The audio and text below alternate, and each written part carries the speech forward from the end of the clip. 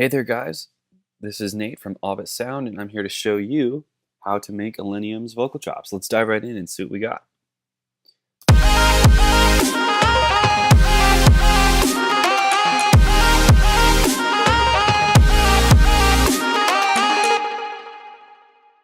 Here's what we're going to be looking at.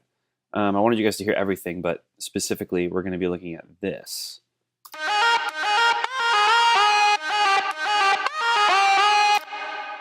Pretty dope. To start with, what we have is this vocal loop from our Illenium pack, and it's just dry vocals cut up in a melodic sequence.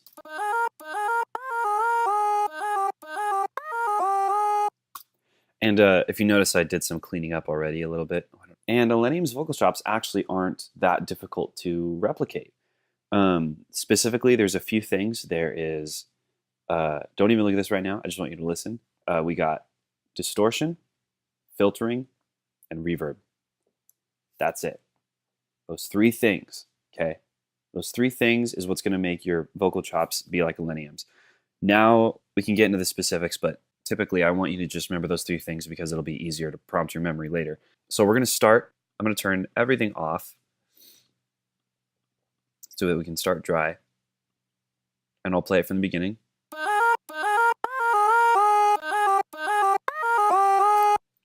Now, we add distortion, right? So in Ableton, it's overdrive. I've got my drive set to 80% and my tone to 40.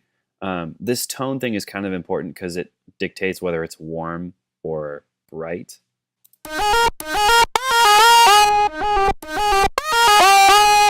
See, you can hear the difference in it. It's almost like there's a filter on it, you know, when you turn the tone down, but that just chooses where the frequencies are from low to high. I've got the dynamic set pretty low. When you have the dynamic set all the way up, that makes it distort only at specific points. So I like to set the dynamic low so that it's constantly distorted, not all the way down. You know, I want some variation in there a little bit. And that's it for distortion. And then we move on to filtering. I have auto filter because it's fast and easy. You know, it tones it down a little bit, but gives it that different timbre.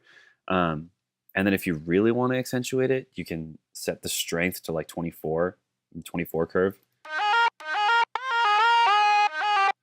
But I'm not about that. I like this one because it's, you know, it's just a bigger band. You got more sound coming through. Next, EQing. This is not central to it, but I do it because it's still important. It cleans the sound. You know, when you distort anything, you're going to get some extra frequencies you don't want. And so including stuff that you didn't hear before that will now be audible, including that stuff in the lows and the highs. Here, listen to the difference.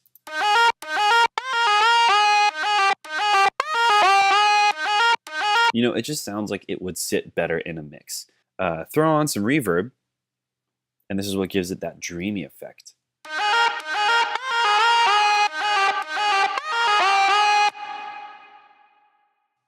Specifically, I've got my reverb set to 34%. Decay time, I like to keep it like around 2 seconds. Like too long, it's just...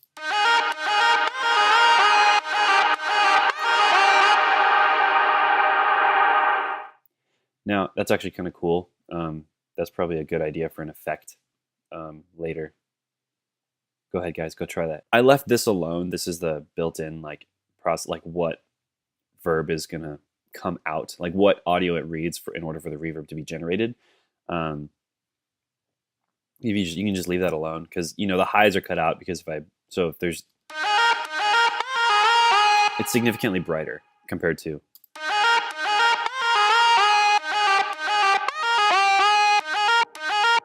Right. So I didn't really do anything with that. The spin was left alone. Diffusion was left alone. Everything was left alone, basically. It was just decay time and the wet I messed with. But if you want, you can really like add some reflection to give it, to really make the notes come out a bit more. And last but not least, we have this compressor. Now this compressor is nice because say I have my reverb down to 34 instead of like 60 because I want to make sure that my vocal chops, let's say Illenium's. I want Illenium's vocal chops to come out. And I want the reverb to be loud as well, but I don't want the reverb to drown the vocals.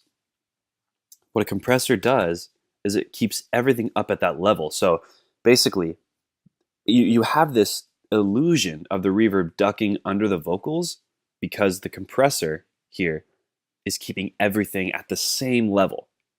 So when you have the vocals with the verb under it, you know, the verb is quiet, right? When the vocals stop, that verb is brought up with this. So let's take a listen.